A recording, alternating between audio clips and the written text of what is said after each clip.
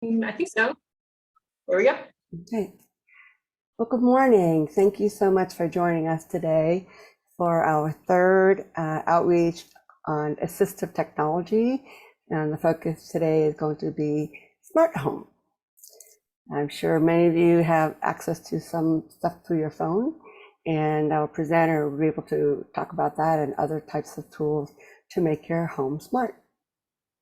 My name is Deb Peterman, and I'm with the Center for Disability Empowerment, and we are partnering with the Ohio State University Wexner Medical Center. So I'm going to ask you really quickly, because it's really hard to catch people, to do a survey, and the survey helps us to get more grants. So if you wouldn't mind, would you please consider doing the survey now? Just 3 questions, that's all.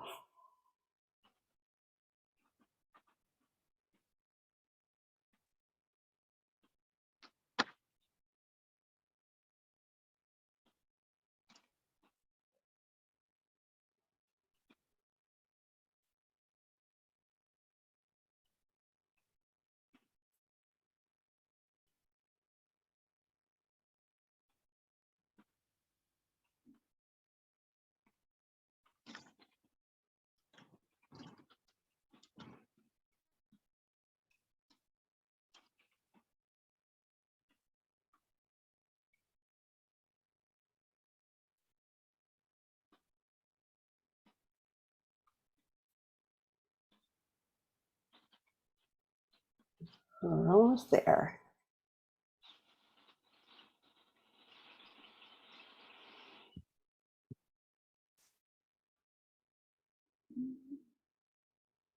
I will end this poll in just about 30 seconds.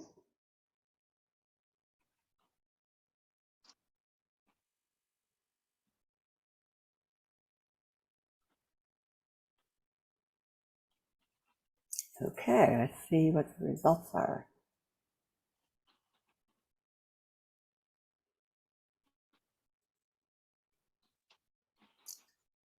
So we have 2 people with disability. We have a caregiver, guardian of a person with disability, and 3 professionals in the field. And I had to put that next one. I'm just a curious person for the fun of it. Close this out.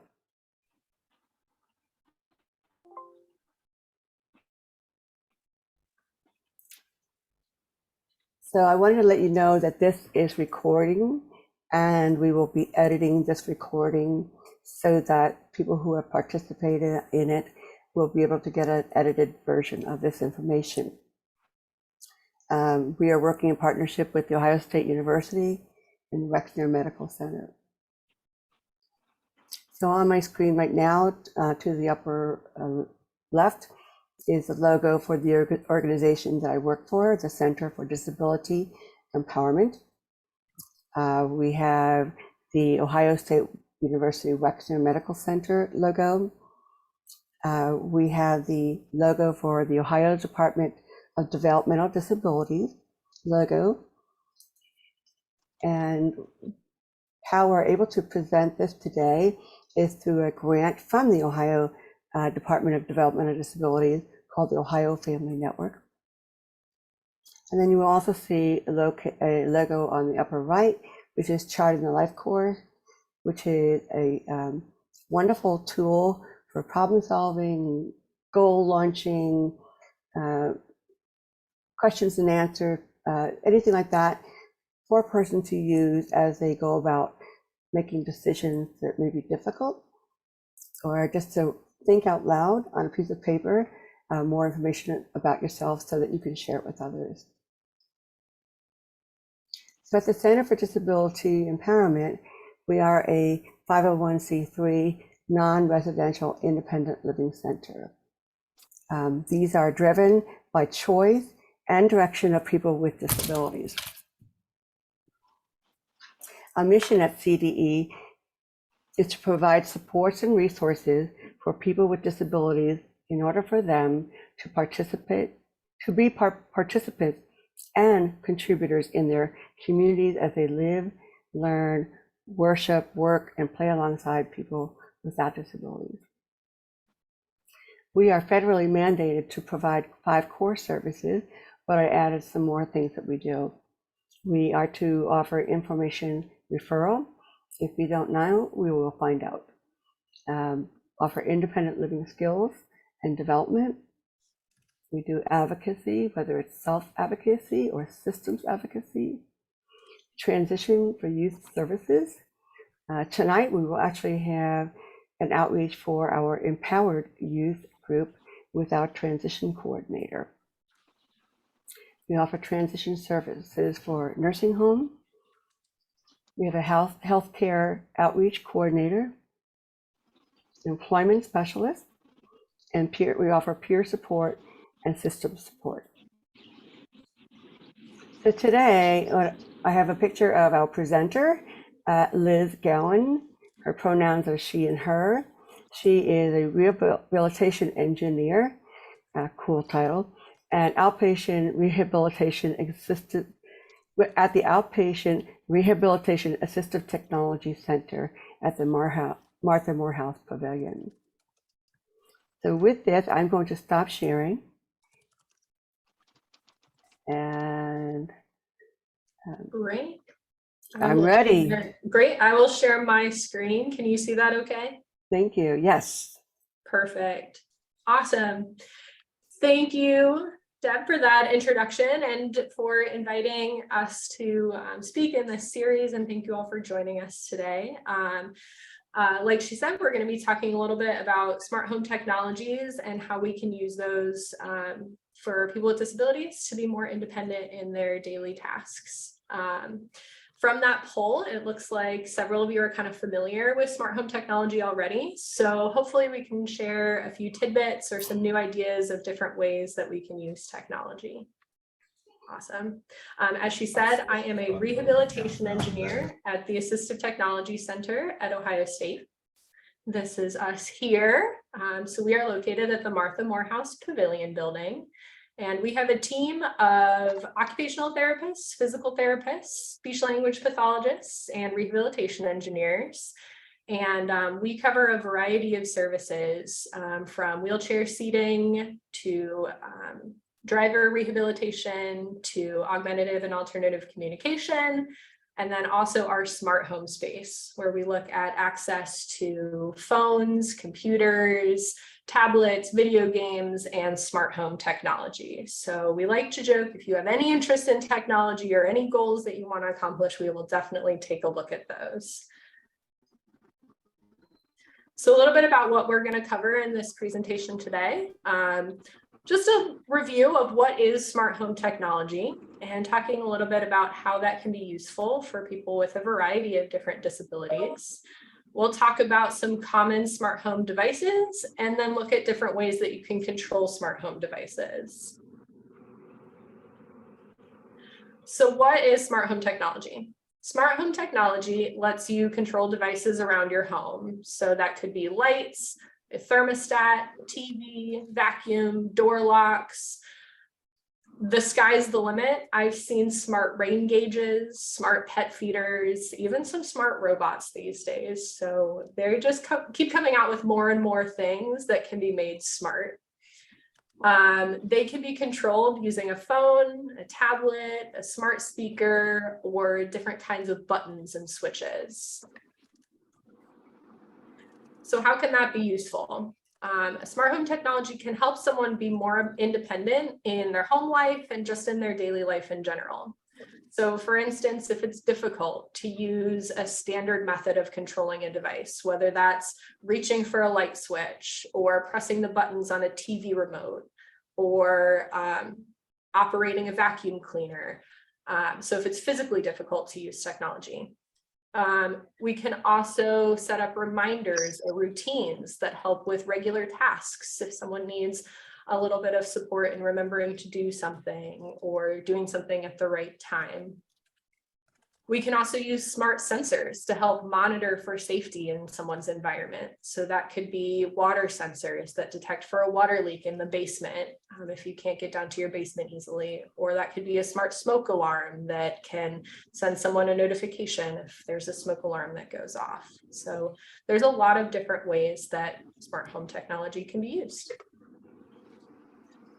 So one example that I like to use to kind of get people thinking about smart home technology is maybe you're in your bedroom, you get into bed, you get transferred into bed, whether that's yourself or if someone helps you get into bed, and the light is on and the light switch is across the room. Maybe it's not very easy to get up and turn that light switch off, or maybe you just don't want to. There are some different ways that you could turn off that bedroom light using a smart light. One option could be that you have a smart speaker in your room and you say, Alexa, turn off the bedroom light, and it does it for you. Or maybe you don't want to use your voice, you could use your phone or a tablet or a speech generating device and press a button to turn that light off for you. So you don't have to get out of bed for that case. Or maybe you don't want to have your phone in bed with you and you don't want to use your voice. You could put a smart button on a bedside table or on your headboard, and you could just tap that button and turn off the light for you so that, again, you don't have to get out of bed. So there's a lot of different ways to control things. And what we try and do is kind of help people figure out what's the best way to do that. And we do that through an assistive technology assessment. So when we have people come into our smart clinic space, and they're interested in smart home technology, we ask them, what do you want to be more independent with in your home environment? Do you want to be able to turn off lights yourself? Do you want to be able to lock the door or watch TV or do fun things? Is it cooking? Is it in your bedroom or bathroom? Where might you want to be more independent in your home? And taking those goals, then we look at matching. What technology is out there on the market that can help with those tasks? And then the third thing we talk a lot about is who is on your team. So these smart home devices do take a little bit of setup, and they also take a little bit of electronic work to kind of on the front end, make sure that they're set up correctly and that they're still working. So we look at your team is the person using the technology. Us, we want to be on the team helping you figure out what is the technology. But then who else is on the team? It might be parents or caregivers. It might be a spouse or a roommate or a family member. It might be neighbors or friends that come and help out just to get things set up the first time and to keep them running. So we talked a little bit about what we do in an assessment. So let's talk about a few common examples of smart home devices, the things that people request from us most frequently. So probably the most common thing that people want to be able to do is control lights in their house. And there are a few different ways to do that through use of smart lights. So smart lights let you control your lights from a remote location if it's difficult to reach up or use a light switch. And there's several different methods of doing that. You could use a smart light bulb, you could use a smart plug, you could use a smart switch, you could use a smart button. So there's a bunch of different ways to do it. And that's kind of what we educate people about and try and figure out what's best for them. Some other applications to think about with smart lights is they can make you safer at night. You could use automatic lights and sensors. So if you're going down the hallway or to the bathroom, use of smart lights can be beneficial just to make sure that there's nothing to trip over, nothing to cause you to fall. With a smart light, if you're out of the house, you could double check and see if you remembered to turn your lights off or turn them on if you're going to be gone for a long time to be safer in your home. And just for fun, you can change the color of your lights depending on your mood or what you're doing at that time. I've also had some folks change the color of their lights to let their family members know things. So maybe if you need something, you can change your lights to red, and then whoever's in your house with you knows, oh, the lights are red, I need to go check on somebody. Another very common smart home device that people ask about are video doorbells and smart door locks. So the combination of a video doorbell and a smart door lock allows you to see who's coming in and out of your house and control access to your house. So a video doorbell replaces your existing doorbell, and it allows you to see and speak with someone who's at your door. So when someone rings your doorbell, maybe it's difficult to go answer it, or maybe you need a little bit more time to go answer that doorbell. You could pull it up on your phone or on a tablet and talk to the person at your door, determine, do you want to answer the door and let them in? Or do you need to tell them, hey, give me a few more minutes, I'll be there in a moment, and then they know not to leave.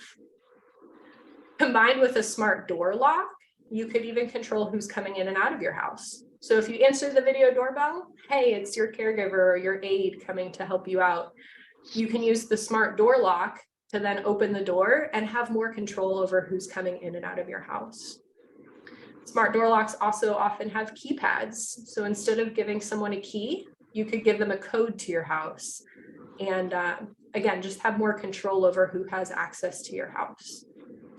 This can be very helpful if you have, again, aides or caregivers coming in and out, or even if someone is just, coming to let your dog out while you're away. Lets you control access to your environment. Hey, Liz? Yes, absolutely. Can you share the story about the gentleman how he used this door? Yeah, so I worked with someone that he had different caregivers coming in on different days of the week, and he had different codes that were set to only work on specific days. So the caregiver that came in on Thursday, his code only worked on Thursday. And that way you don't have to worry about that caregiver coming into your house on Monday. Or maybe that caregiver stops working with you completely. You can delete that code so that, again, you just have more control over who's in your environment and who has access. Or you can check your house even if you're far away. So you can double check, did I lock the front door? Or maybe you're in bed and you're like, ooh, did I lock the door before I went to bed? Again, you can just double check all of these things remotely, which is the benefit of it being smart.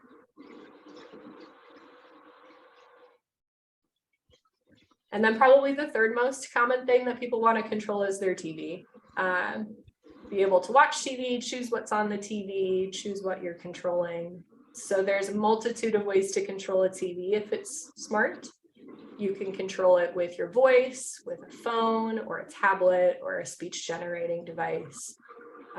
Depending how you control it, you can change the channel, you can choose a show, adjust the volume. In most cases, you can control everything that you would want to control on a standard TV remote with an alternative method. And if you're like me and you lose your TV remote all the time, you have it with you. You probably don't lose your phone all the time, but a TV remote seems to go missing every day. So it's a good backup option if you tend to lose your TV remote too. What else is out there? What are other common smart home devices? These are just a few examples. Like I said, if you go to a hardware store or an electronics store and look at their aisles of smart home devices, you can probably find anything that's smart these days. But some other common requests that people want are smart vacuums, which could be set to run at an automatic time and they can clean your house for you. Smart microwaves that can help make sure food is cooked for the right amount of time. You can actually get a smart microwave that can scan what you're cooking and know how long it needs to be cooked for. I mentioned before, smart sensors are a common request so that you can track for water leaks or doors being opened or smoke alarms. Smart pet feeders that can help you make sure that your pets are getting the right amount. So that I can watch this at the same time because it's information I actually want. So again, the possibilities totally endless. Everyone's house and litter out. So Please don't forget her. when someone comes in for a smart clinic assessment, they get an appointment with an occupational therapist and myself, a rehab engineer, and we assess for their access to electronic devices. So that includes both what smart home devices do you want in your house, and also how are you going to control those devices. The benefit of coming to the smart clinic is we can just dive more in depth on what you specifically are interested in, what's going to make you more independent in your house, and what works best for you and your specific needs.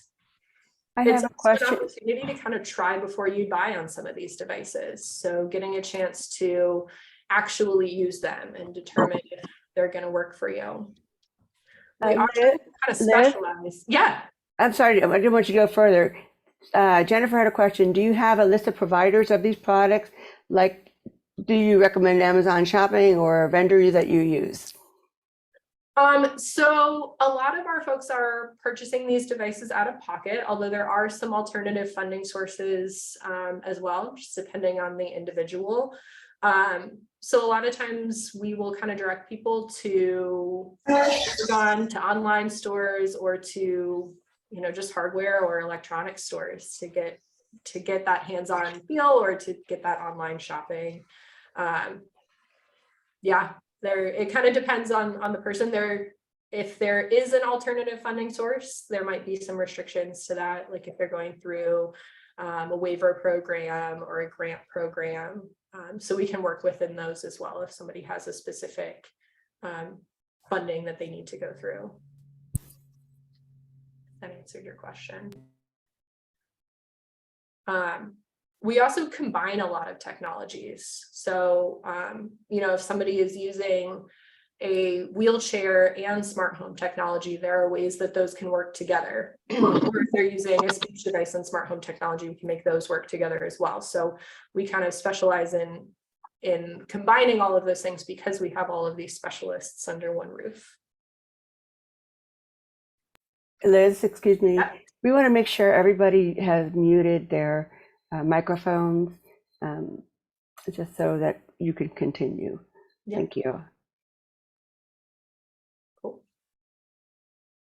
All right, so we know what these devices are. How am I going to use them? Option 1 to control a smart home device is voice control. This is probably what people are most familiar with.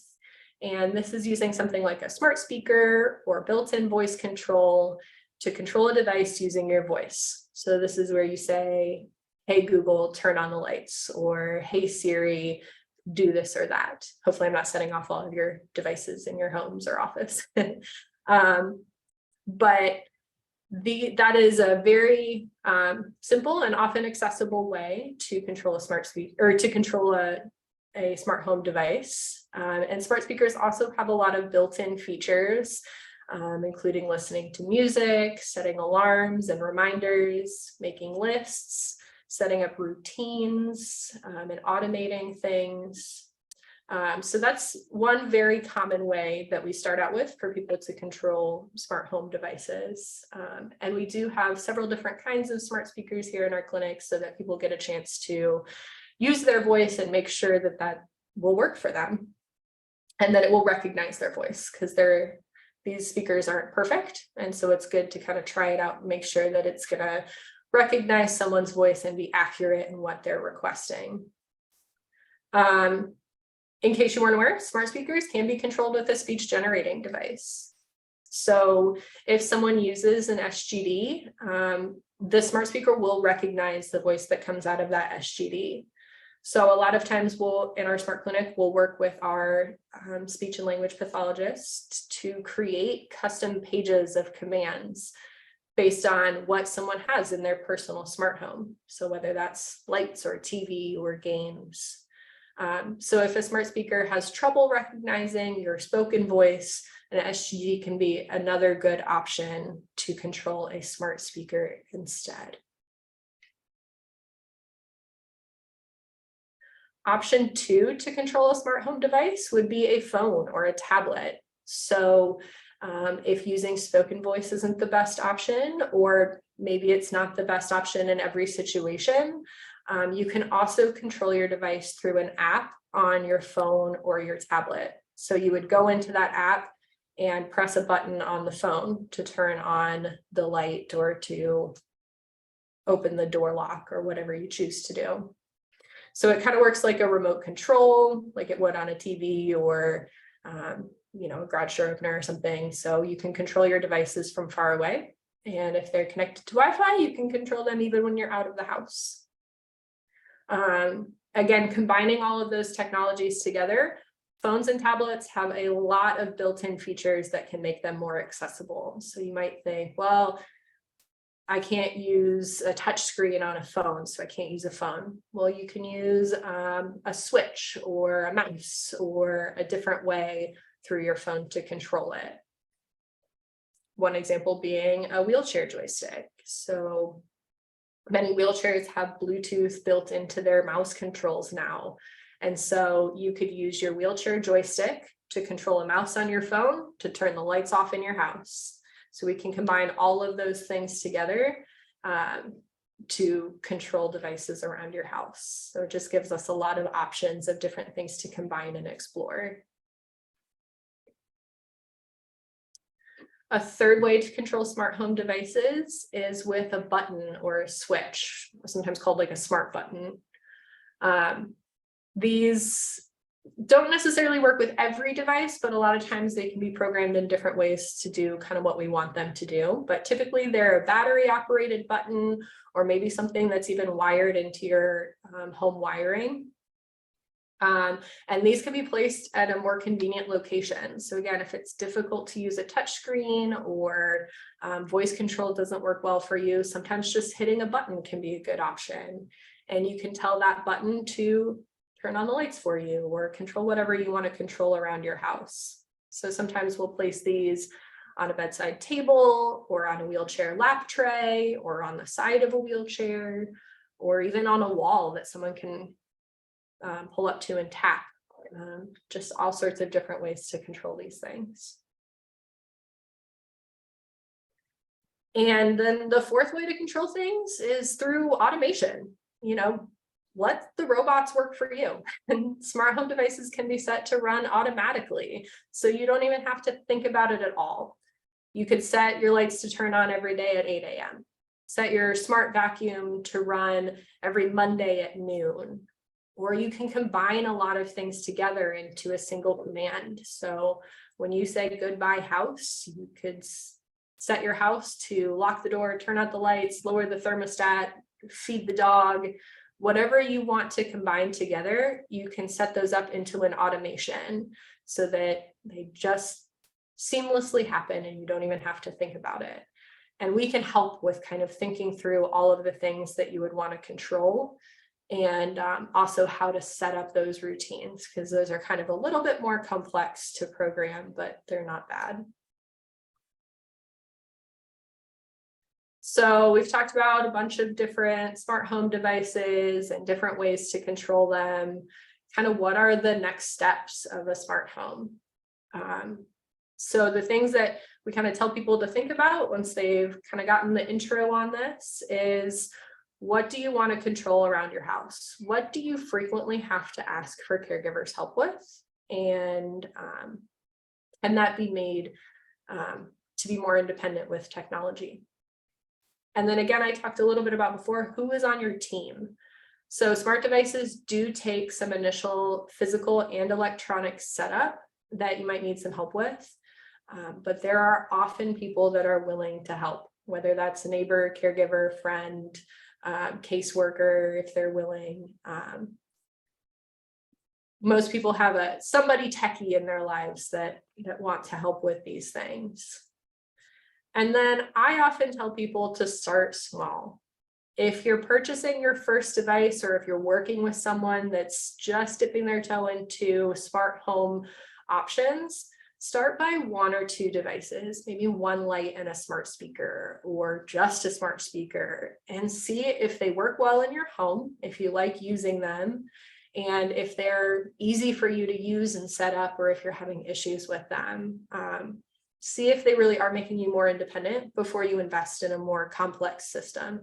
You can make your whole home smart if you want, but typically it's best to kind of start with 1 or 2 things and see how they work for you and how you control them. And we can help with that. So if you're working with someone that's interested, or if you yourself are interested in kind of learning more about this through our Smart Clinic, you're welcome to contact us or get a referral for a Smart Clinic assessment at our clinic, and we can help with looking through all of those things that I talked about and kind of assessing what you want to control and what the best way to control that is. So I think that's kind of all I have. Does anyone have any questions? See if I can unmute. I'm going to tell on myself. Being hearing impaired, I can't, when I take my hearing aids out, I really can't hear much of everything. And I have overflowed the kitchen, and I think I have a little ADD. So I have overflowed the kitchen sink several times. And I finally decided I have a knee issue. And so I finally decided to get a camera so I could click on it on my phone, open it up to the kitchen and see, yes, I've turned it off. Yeah. Yeah. I mean, I've actually had a plumber say to me, there is technology that has a beeper on that you can put it in your sink. And if water goes beyond a certain height, it will be very loud and let the person know. Yeah. But that's really helped me a lot. Yeah, that's awesome. Is anyone using any of this equipment?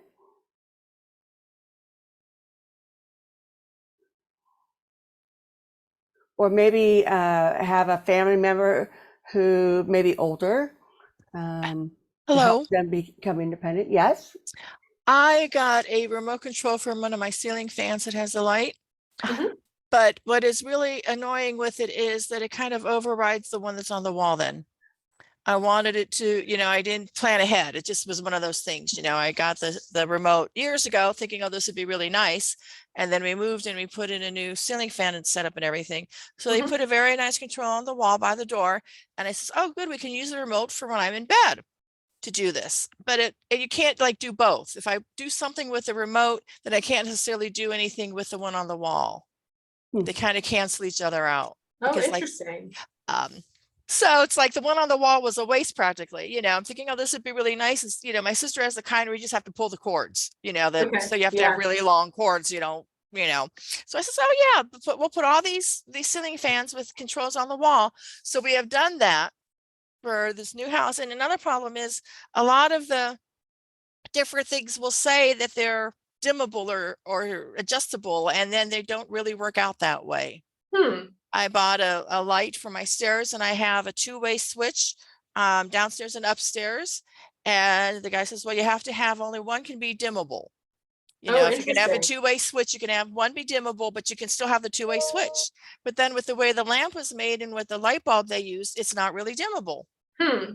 So you got to be careful, I spend money on extra features that are not needed. I've got the two-way light switch with one being dimmable. So I could have just got the two-way light switch with no dimming ability.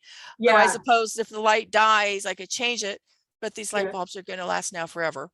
Probably. Yeah. They can make them last a long time now. Yeah. And that's kind of, why I often tell people to kind of start with one or two things and kind of see what those hiccups are. And when folks come in here to work with us, we kind of try and talk through the features of what different devices have and what you need versus what would be cool to have and what you want to have, and what all of those different features are. But yes, it can be very complicated. There's a lot of stuff out there, and some of it's good, some of it, who knows? But yes, that's interesting that, it works with one thing, but not with the other, or that they're canceling each other out. I wonder why that would be. I mean, there's different things I want to try. I do have the Hey Google. So there's different things I want to try. My brother gave me some light bulbs and work with that. And then my one TV, I don't even see a button to turn it on the monitor or the TV. And I can't find that remote, but I've made my, I downloaded the remote on my phone. But the thing is, then if I want to turn it on, I have a different remote that works, but it doesn't have the power, all these different Roku remotes, so I have to use my phone for the power. And I'm going to try to play around and see if there's a way I can speak it and, turn it on. Yeah. There's sometimes different settings that you can enable depending on like the brand of your TV or maybe a smart plug. You could plug it into a smart plug and then use the plug to turn it on and off. That might be an option too. Now, do you have to buy a belt for all your remotes? Well, I have the Roku remote on my phone, which works for both TVs. And the other remote, for whatever reason, we haven't lost. It's just probably the one that I have lost. But when my son was home for Christmas one time, I got all the different Roku remotes because we have different Rokus we don't use anymore. I'm like, okay, son, see what remotes work for this particular TV. And of course, not all of them do. So Oh, the one, man. the one that came with it that does, I'm not quite sure where it is. But we did have something happened. I don't know what it was. It was a power outage or the internet went down. Something happened. And I'm trying to turn on my TV with my, the remote on my phone, and it wouldn't do it. I'm like, I can't turn on my TV by itself. So I unplugged it and plugged it back in. And then it made it so I could at least turn the TV, it made me access the TV, but I'm like, don't tell me I can't use this now until I actually find the remote. That could never happen. That's why having that team of people that can help you out with that is so important, because devices will update, internet will go down, power will go out.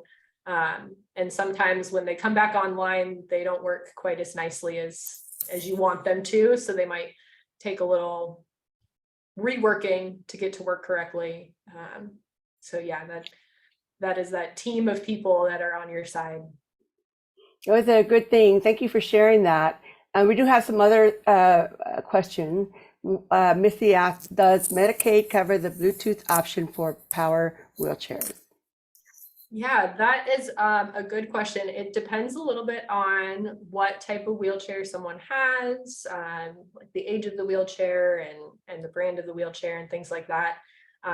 These days, some of them have that feature built into the joystick already, or built into however you're controlling the device already. Sometimes it can be added, just kind of depends on each individual person. So in some cases, yes, because it's already included, you kind of can't get it without it. But in other cases, it depends on the person's chair. So. Angela mentioned we have tech in our own house. I like the Google thermostat. I can say from in bed if I want the heat/air turned up or down. I can also change it from my phone if away from home, if I want to conserve energy when I'm not home by turning it down. Yeah, that's awesome. That's another, even, for anybody having a smart device, the ability to remotely control things, make sure you didn't accidentally leave a light on or leave a hair straightener on or something like that, to conserve that energy, lower your power bills, things like that. All things these days we all want to be able to do more and more. Mm-hmm. Thank you for that question. Jennifer asked, we have the Apple Home device SGD, which makes a big difference in planning and organizing all the events and things that need to be done during the week. These devices are a fantastic way for many patients to improve organization, memory, planning, etc. I find the shopping list, music playing, timers, alarms, thermostat tools are the best. Yeah, that's awesome. Jennifer, thank you for sharing that. I didn't even think of, I love the list feature that's built into these devices, especially the shopping list.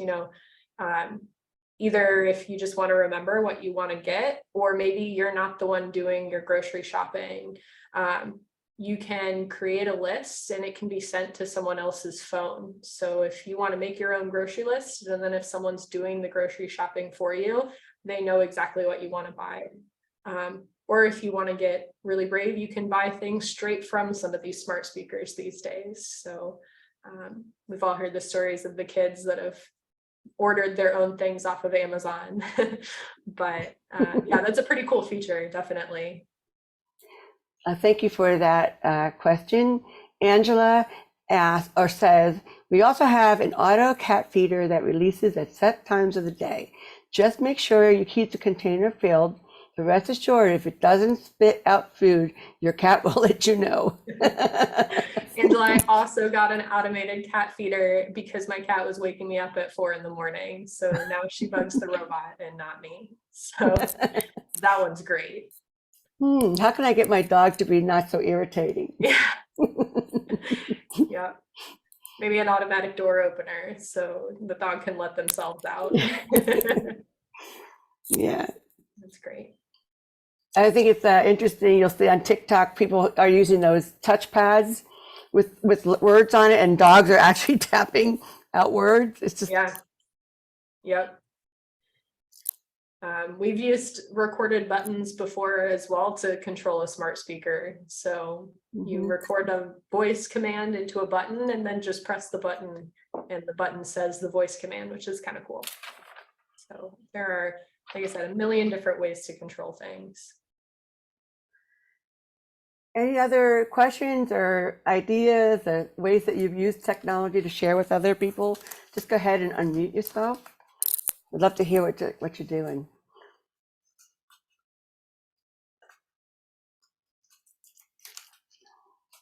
Angela, it says they have auto doors for chicken coops, so they probably have doggy doors. They probably do. You can really find anything.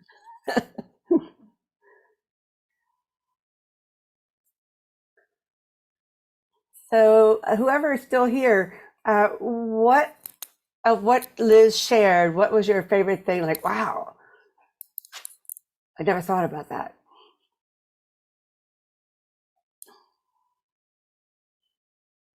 Of course, when you mentioned a vacuum cleaner, at first I was thinking of the upright. How's that going to work? And I think it says Roomba and some other ones. Yeah. And they've got mops now too. So again, that's, if you're not able to do that yourself, that's potentially one less caregiver that needs to do that task for you. So all things to think about how someone can be independent. And Jennifer said, I love the idea of shutting off lights with voice activation. You know, in this time where there's such a shortage of support providers, or people don't have the natural supports, you know, they're very concerned that if I can't live on my own, of being unable to remain in their home or their apartment. So it's nice to see this technology be available, as long as it's used in a supportive way. Yeah, absolutely. Okay, an extra layer of safety and security. The cameras with phone notifications are great to have for swimming pool safety. Ellie says, it didn't dawn on me to start using my Apple TV voice options until just now, and we've had it for 2 years. My mom hates the touch remote with her neuropathy, so now I have to try the voice options. Yeah, for sure. Absolutely. A lot of times there are a lot of features built into the devices that you already have. People don't necessarily have to go out and purchase a bunch of new things. Just using the things that you have in a different way can be a great option. So maybe it's a remote on your phone to your Roku. Some people just don't know that that's out there. Or like you said, the voice options that are already built in. There's some really great stuff, so we can kind of help let you know kind of what's already in those devices that you're using. I can tell a few other examples that are pretty cool, ways that I've seen technology used. I have a young gentleman that uses a wheelchair, and he has a smart speaker in his room, and his parents have one in his bedroom, and he uses the drop-in feature where smart speakers can be used like almost like a walkie-talkie. So when he needs repositioned in bed, he can drop in on his parents and say, I need repositioned, and they know to come get him. And now his parents can sleep in their room and he can sleep in his own room. So that's just one example of a way that both parents and their son are getting a little bit more independence in their bedroom, a little bit more comfortable.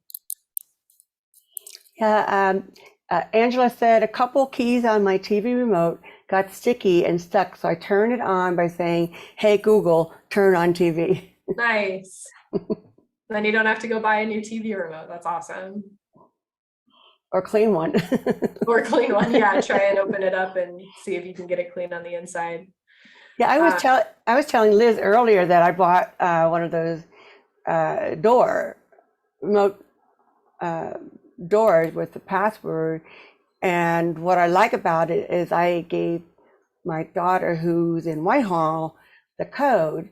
So if she's worried about me, calls the neighbor, they don't have a key or they can't get in, that she'll be able to unlock it from where she's at. And that's just by putting it on my smartphone. Yeah. I have another young man that uses a who also uses a wheelchair, and he has a smart garage door opener, and that's how he gets in and out of his house, is through that garage door opener. And then he has a ramp in his garage, and they don't have one on their front door, which is pretty cool. I noticed you had the door lock, with that kind of handle. Reminds me of a man that I helped find housing for, who is a quad, and he asked to be able to have a door that he can lock himself or open it for whomever he wants. So, because he can't always get out of bed. And yeah. Door locks, lights, and TV, like I said, are definitely the most common, but we can work through all sorts of different ideas too. Fans, I have someone with a smart noise machine and a smart Scentsy scent warmer infuser. It's all pretty cool. Great. Any other aha moments? I just had a question. Mhm. I have a small son who actually uses an AAC device, and I didn't know if you currently work with those companies, or I know like you had mentioned something about like the speech, because like sometimes like it's kind of coming through like as a robot, right? Yeah. To do some of those smart home activities. But I was just wondering too, like he uses a lot of buttons. So like, could he have a button that turned the lamp on? Yeah, absolutely. Okay. There's a bunch of different ways to do that. Okay. There could be a button on the AAC screen that does that. A smart speaker will typically recognize the voice coming out of those AAC devices. Or it could be like you're running through an app where you just press a button on the screen and the light turns on. Or if he likes having a physical button, like a buddy button or a big switch, if you've seen those, he could hit one of those and that could turn the lights on. Those are definitely all different options, just kind of on what works best for him and what you prefer. Can I ask you how old your son is? He's 8. 8. Okay. Yeah, and I think he uses the eye gaze more than anything. So I think like a physical button on the device would probably be appropriate for him right now. But how would I go about kind of like doing that? Would I need to contact like the company to kind of help? Yeah, definitely. So you could contact the tech support of the company or the SLP that you're working with and see if they can kind of help you out with that.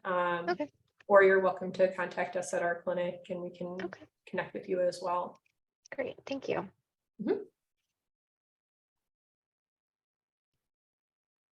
I was gonna say it's funny because we have a Christmas tree up all year round because he likes it, but we keep redecorating it.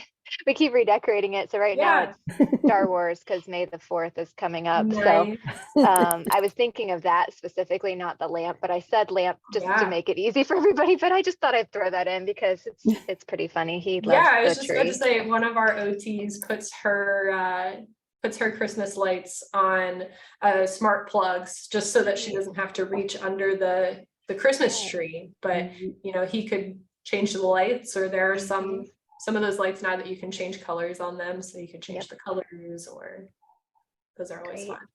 Thank you. I love a May the 4th tree. That's awesome. May the 4th. Yes. That's excellent.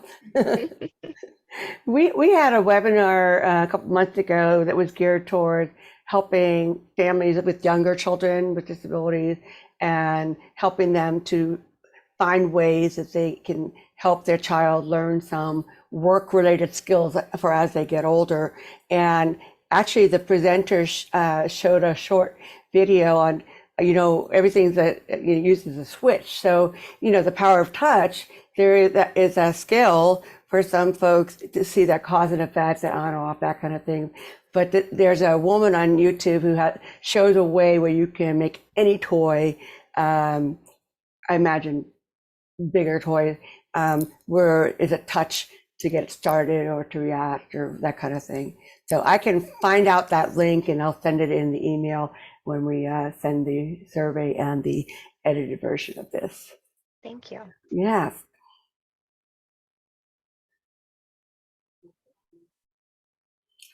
Any other thoughts?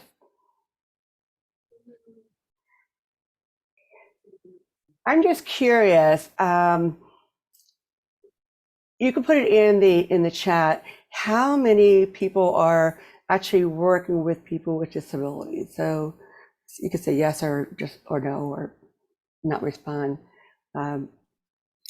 Because we did take a poll earlier on, and we didn't quite catch everybody who's been added on. Okay, so SSA, yes, yes. That's great. SSA, yeah. Make sure I'm seeing everything here. Fantastic. It's awesome. What's an SLP? Speech and language pathologist. Well, thank you. Yeah, we love our SLPs here. Yes. Growing up hearing impaired, speech pathologists were my friend, although I didn't think so at first. I kind of chuckle with people who put a tongue piercing on their tongue, and they're sounding like the years I spent on speech therapy to be able to speak clearly. Well, I thank you so much, Liz, for this presentation and taking the time to do this. It's so cool to know that there's technology that is friendly to people with disabilities. Yeah, and absolutely. And if you don't have a disability now, just get older and it may happen to you. So share this with any of your friends or coworkers, other families, so that they might get inspired to think about, well, I never thought about that. So that'd be great. But thank you so much for everything. And I thank you folks for coming and joining us. If you missed the other 2-part series, I will go ahead and put that in an email as well. And thank you so much. Awesome. Have a Thank you great guys. day. Thanks for the great discussion.